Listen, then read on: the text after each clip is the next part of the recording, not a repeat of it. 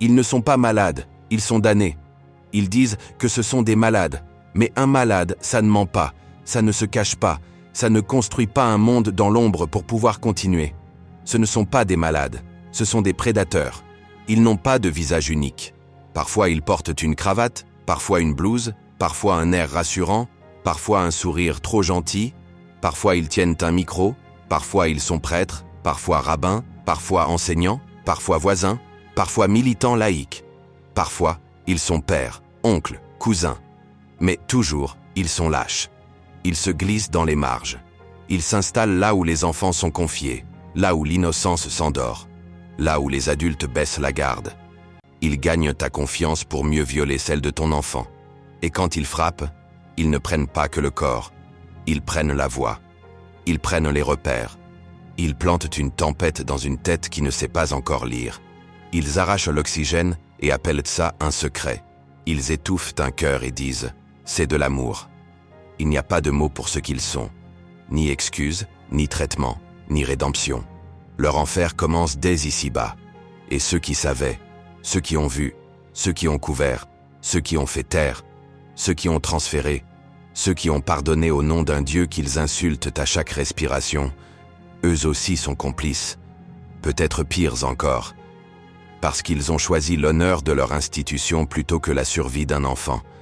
Dans les diocèses, dans les synagogues, dans les écoles, dans les familles, dans les colonies de vacances, dans les loges, dans les studios, dans les rédactions, des enfants ont été dévastés, et le monde a continué comme si de rien n'était. Pas parce qu'on ne savait pas, mais parce qu'on a préféré ne pas savoir, parce que dénoncer, c'est déranger, parce que parler, c'est salir l'image. Mais ce n'est pas l'image qui est sale, c'est ce qu'on a laissé faire. Les enfants ne mentent pas tous, mais les monstres, eux, mentent toujours. Et si vous avez plus de colère contre ceux qui dénoncent que contre ceux qui violent, alors vous faites partie du problème. Et vous serez jugés comme eux. Ces gens-là détruisent des âmes, éteignent des lumières, brisent des enfances. Ils n'ont ni excuse, ni circonstance, ni morale qu'en Occident, on trouve le moyen de les comprendre. On les présente comme fragiles, malades, blessés. On leur cherche des raisons, des explications, des origines. On leur propose des traitements, des groupes de parole, des réinsertions. Parfois même, on les libère. Mais dans le monde islamique, dans ce qu'il en reste, qu'ils tombent entre les mains de la justice officielle ou qu'ils croisent la justice des cellules. Le sort est clair, il n'y a pas de complaisance, pas de tolérance, pas d'oubli. On ne touche pas aux enfants. Point. Poème final. J'ai brisé des bébés, des petites filles, des petits garçons. J'ai fait ça longtemps, et je n'ai jamais eu froid, jamais eu faim. On m'a nourri.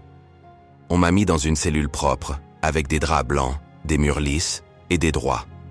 J'ai reçu des lettres de soutien, des traitements médicaux, des repas équilibrés. On m'a protégé des autres détenus. On m'a bien traité. Ils m'ont interrogé. J'ai dit qu'il n'existait pas de réseau. Ils m'ont cru. Ou peut-être ont-ils fait semblant. Et puis un jour, on m'a libéré. Comme ça. Sans honte, sans colère. J'ai brisé et j'ai profité. Je suis parti, loin, dans un pays qu'on dit exotique. J'ai cru que je pourrais recommencer, qu'ils allaient m'écouter, me comprendre, me réinsérer.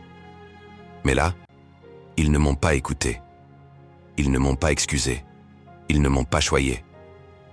Ils m'ont brisé, pendant qu'au loin retentissait l'appel à la prière. C'est la fin pour moi, enfin.